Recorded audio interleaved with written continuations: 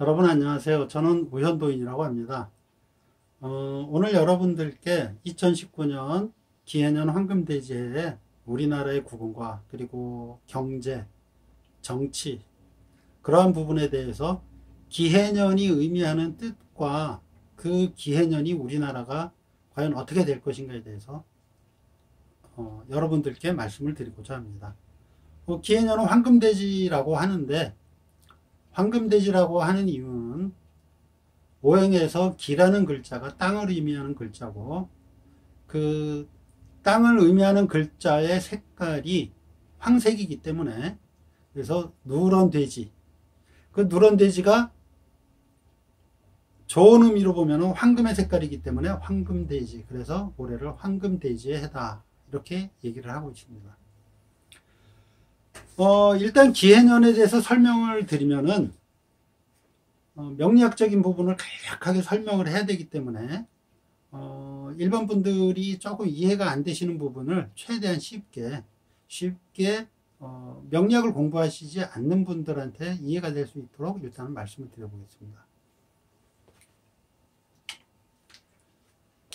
자, 기해년의 기라는 글자는 그거는 땅을 의미하는 글자예요. 땅을 의미하는 글자인데 땅 중에서도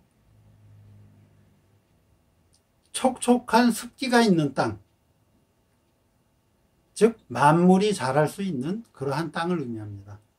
기토라는 것은 촉촉하고 습기가 있고 만물이 자라는 땅이기 때문에 모든 생명이 자라날 수 있는 땅, 다시 말해서 대지, 그리고 대지는 모든 생명이 자라고 크고 그리고 또한 거기서 숨을 쉬고 살아가는 삶의 기본 터전이기 때문에 어머니와 같은 글자고 어머니라는 것은 바로 생명의 탄생을 의미합니다. 여러분들이 땅속을 봐보면 그 안에는 온갖 벌레들도 있고 애벌레도 있고 그러한 부분들이 그런 애벌레들이 자라서 성충이 되고 나비가 되고 여러 가지 곤충이 되고 하는 그런 변화를 겪는 것은 다 이 기라는 땅이 있기 때문이에요. 그래서 올해 기해년의 기라는 거는 한마디로 얘기하면 어머니와 같은 글자다.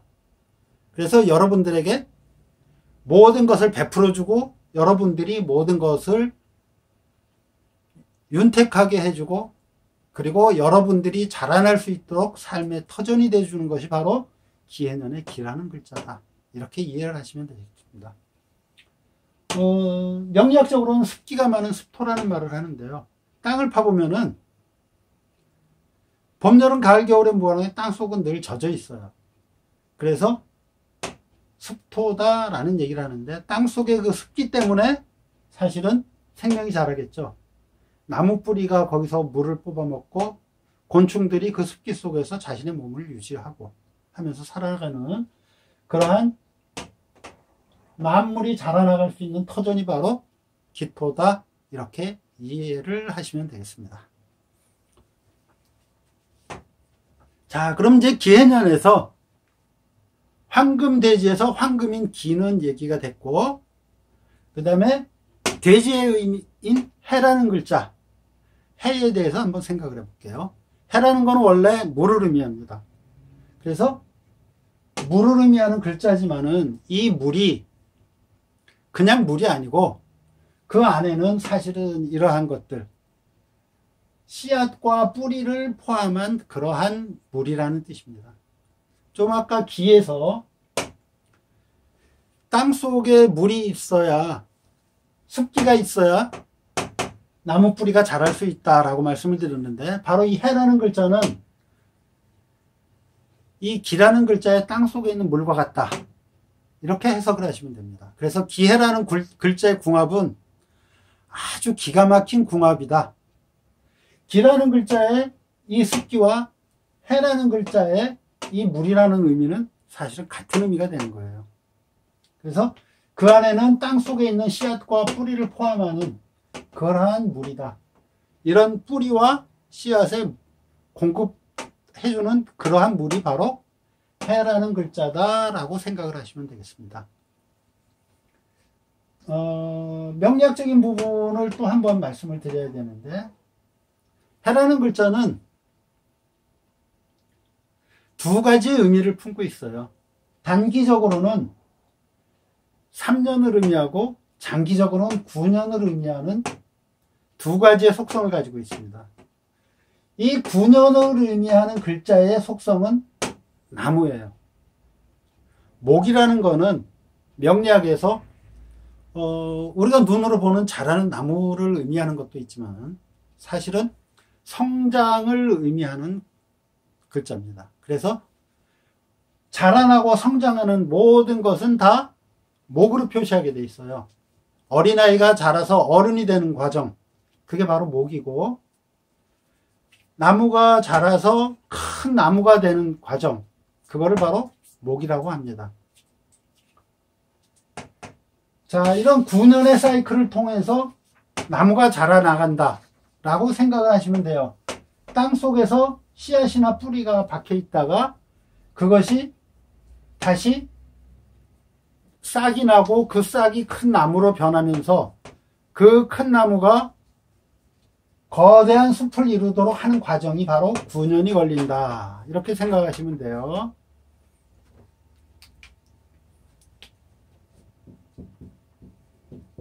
나무가 성장하기 위해서는 반드시 필요한 게 뭐다? 바로 물이다 라는 의미가 되겠습니다. 그래서 저 해라는 거는, 이 해라는 거는 바로 나무가 자랄 수 있게끔 품어주는 물이다. 그래서 그 기간이 얼마 걸린다? 9년이라는 시간이 걸린다. 그래서 9년이라는 시간 동안 이 나무를 자랄 수 있게 해준다. 그 시작이 바로 해라는 것입니다. 자, 또 하나 3년이라고 여기 써놨죠. 단기적으로 볼 때는 이거는 겨울을 의미해요. 나무가 땅속에서 씨앗으로 있을 때 바로 그게 성장을 해가지고 위로 싹이 나서 자라는 건 아니거든요. 그 나무의 씨앗이 땅속에 갇혀있는 기간이 있어요. 그게 바로 3년입니다. 그러면 그 3년 동안 그 씨앗은 가만히 있느냐? 그건 아니죠. 땅속에서 우미 트고 물을 빨아들여 가지고 불어난 그 씨앗이 우미 트고 뿌리가 내리면서 따뜻한 봄이 되면 지상으로 새싹이 올라오게 되겠죠. 그렇지만 그 새싹이 올라오는 그 이전의 과정, 땅속에서 지내야 되는 3년의 과정이 있다 라는 뜻입니다. 그래서 해라는 의미는 두 가지의 의미가 있다. 단기적으로는 3년이라는 시간 동안 고통을 참고 기다리고 인내해야 된다. 장기적으로 볼 때는 9년이란 발전 과정의 시작에 있다. 그래서 해에서 뿌리가 내리면은 묘라는 새싹이 올라와서 미라는 거대한 숲을 이룬다. 이러한 뜻이 되겠습니다. 자, 그러면 이러한 의미를 가진 해라는 글자와 이런 의미를 가진 기라는 글자가 만나서 올해는 기해년이 되는 겁니다.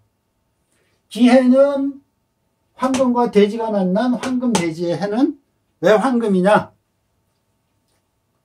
물론 요 기라는 게 노란색이 되고 해가 돼지가 되기 때문에 황금돼지이긴 하지만 사실은 또 그 안에 내포된 다른 글은 기해라는 글자는 요 기라는 글자 입장에서 볼 때 요 해라는 글자는 돈을 의미하는 글자예요.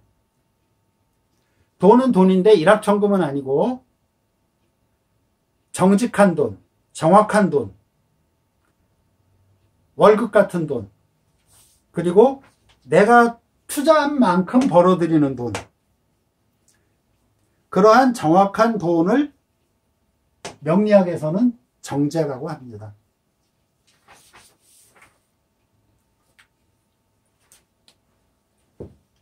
자, 여러분,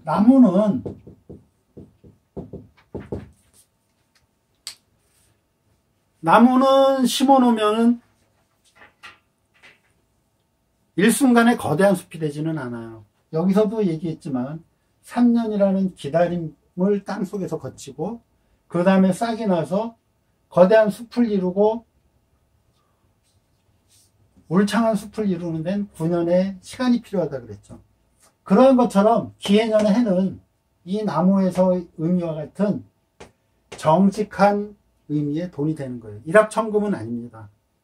가령 예를 들어서 기해년에 부동산 투자를 하는데 어떻게 될까요? 라고 물어볼 때 저는 단기적으로는 기다림을 가져야 되지만 장기적으로는 큰 돈이 될 수가 있습니다. 라고 말씀을 드려요. 왜냐? 나무라는 거는 씨앗에서부터 출발해가지고 3년의 기다림을 땅속에서 거쳐야 된다. 그러면 여러분이 지금 부동산을 샀다? 3년 동안에 기다림이 있어야 된다.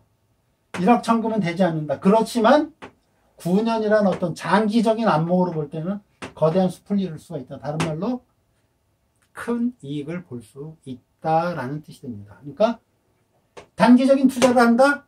그건 하지 마세요. 근데 내가 진짜로 투자가 아니라 내가 살아야 될 집을 산다. 그럼 내가 꼭 필요해서 필요에 의해서 산 집이지만 세월이 지나면서 그게 커다란 투자 가치를 만들어줄 수 있다라는 얘기가 됩니다. 그럼 내년에 경제는 우리나라가 또 어떻게 될 것인가? 뭐 부동산 투자는 개인의 문제지만 경제는 나라의 문제가 되겠죠. 경제 역시 정제예요. 정직해야 된다는 얘기죠. 그러면은 경제가 정직하다는 얘기는 무슨 얘기냐?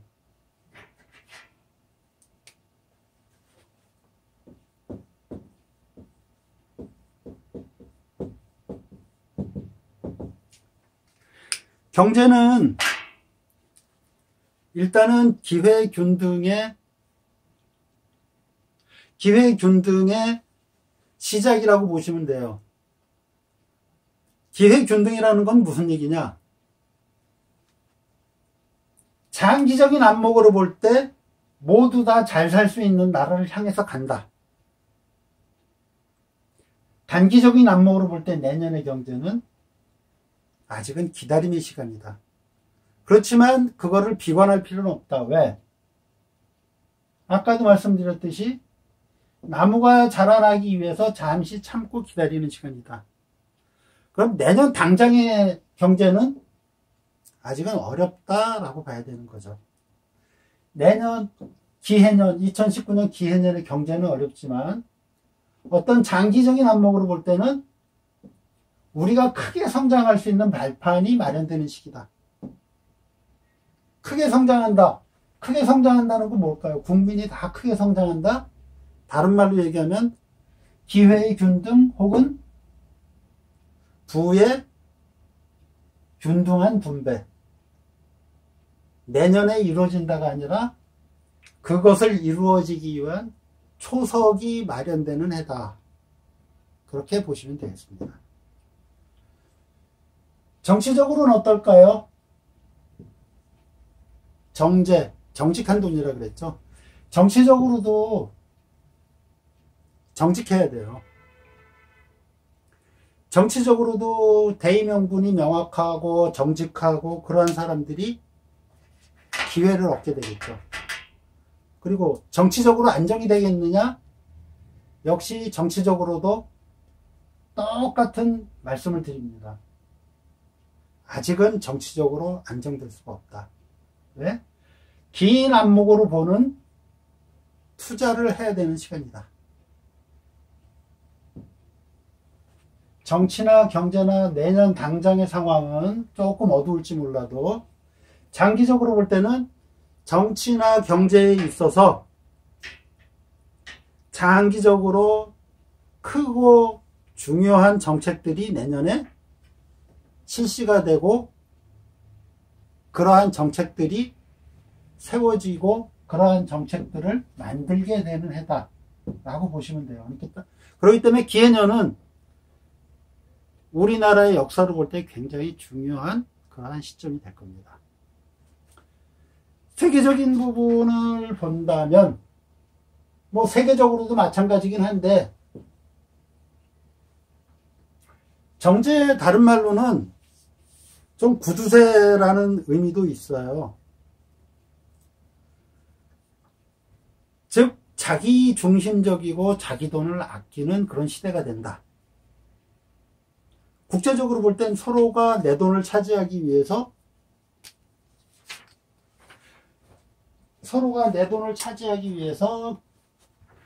혈안이 되는 상태, 국제적으로는 그렇게 된다라고 보시면 됩니다.